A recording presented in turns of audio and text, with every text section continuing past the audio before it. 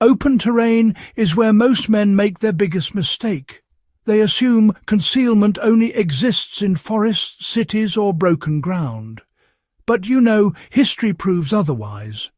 Some of the most dangerous battlefields of the Second World War were wide, exposed landscapes: North African deserts, Eastern European plains, and open farmland in Western Europe. In places like El Alamein and the vast approaches to Stalingrad, survival often depended on staying unseen where there appeared to be nowhere to hide. This is not about fantasy camouflage. It's about field discipline, terrain reading, and understanding how the human eye detects movement. If you understand these principles, you can reduce your visibility dramatically, even in open ground. Staying hidden in open terrain begins with understanding how the eye detects threats. The human eye is drawn first to movement, then to contrast, then to recognizable shapes. In open terrain, you cannot rely on thick cover, so you must reduce those 3 triggers. Movement is the biggest giveaway. A man standing upright and walking at a steady pace across a field is instantly visible. Combat veterans learned quickly to break up their motion. Instead of continuous walking, they moved in short bounds, freezing frequently. Stillness forces an observer's brain to question what it saw. You can apply this immediately. If crossing open ground, move slowly and deliberately. Pause often. When you stop, remain completely still for several seconds. Let the environment, reset around you. Using micro-terrain is the difference between exposure and concealment. Open ground is rarely truly flat. There are shallow depressions, low rises, dry stream beds, vehicle ruts, tall grass variations, and subtle folds in the earth. Experienced soldiers in the North African campaign learned to use even slight dips in the desert to stay below observation lines. The key principle is this: stay off the skyline. If you walk along the top of a ridge, your silhouette becomes sharply defined against the sky.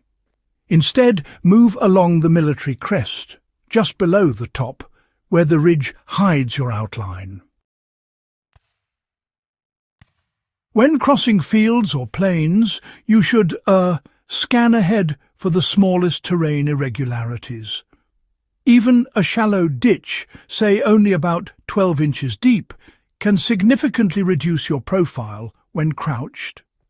It's best to move from one low point to another, rather than just walking straight across exposed ground.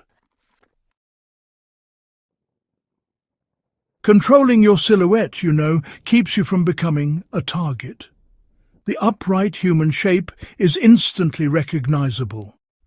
Broad shoulders, head above torso, arms swinging. These are patterns the brain identifies quickly. Combat troops were trained to lower their profile whenever possible. Now, this does not always mean crawling. Crawling is honestly slow and exhausting. Instead, you should use a half-crouch or knee-bent posture that reduces height while still preserving your mobility. If the risk of observation increases, just drop fully prone and remain motionless until it's safe to continue. To practice this, observe your own shadow at different heights. Notice how much smaller and less defined it becomes as you lower yourself.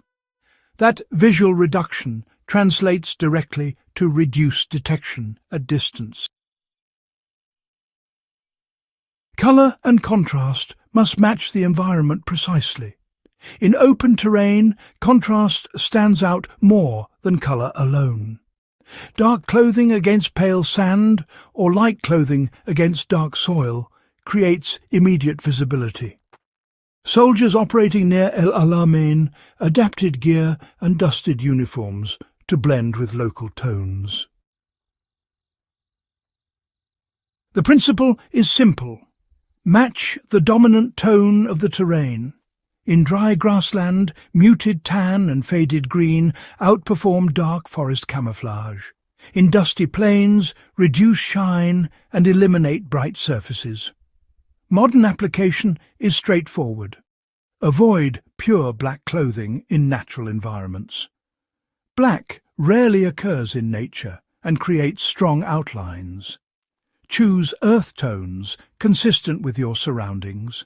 Dull any reflective gear. Timing your movement reduces exposure dramatically. Even in open terrain, visibility can really fluctuate. Heat shimmer in desert environments, for instance, distorts long-distance observation. Wind moves tall grass, masking subtle motion, and low sun angles create long shadows that conceal movement. Soldiers crossing exposed ground often waited for environmental advantage. Early morning and late evening provided softer light and longer shadows. Overcast conditions reduced harsh contrast, making it, a bit easier to stay unseen. Distance and angles determine whether you are seen. The farther you are from an observer, the lower your apparent size. However, lateral movement across someone's field of vision is easier to detect than movement directly toward or away from them. Right, so visualize lines of sight. If someone were standing at a higher elevation, what could they see? Adjust your route accordingly. Try to avoid those predictable straight lines. Instead, use diagonal movement that intersects terrain folds. Stillness is often safer than speed. Panic causes men to rush across open ground. Rushing increases movement signature and noise. Veterans learned that freezing in place when uncertain often prevented detection. If you suspect observation, stop immediately. Drop low if necessary. Remain still longer than feels comfortable. The human brain dismisses stationary irregularities quickly, especially at distance. Practice remaining motionless for extended periods. It requires discipline, but it builds control. Concealment is mental before it is physical. Staying hidden in open terrain is not about disappearing, really. It's about reducing the signals that draw attention. Movement, contrast, shape and shine. The men who survived exposed battlefields understood that terrain is never truly empty. It offers subtle protection to those who know how to read it. Study the ground before you cross it. Lower your profile. Move with purpose. Pause often. Match your environment. Stay off skylines.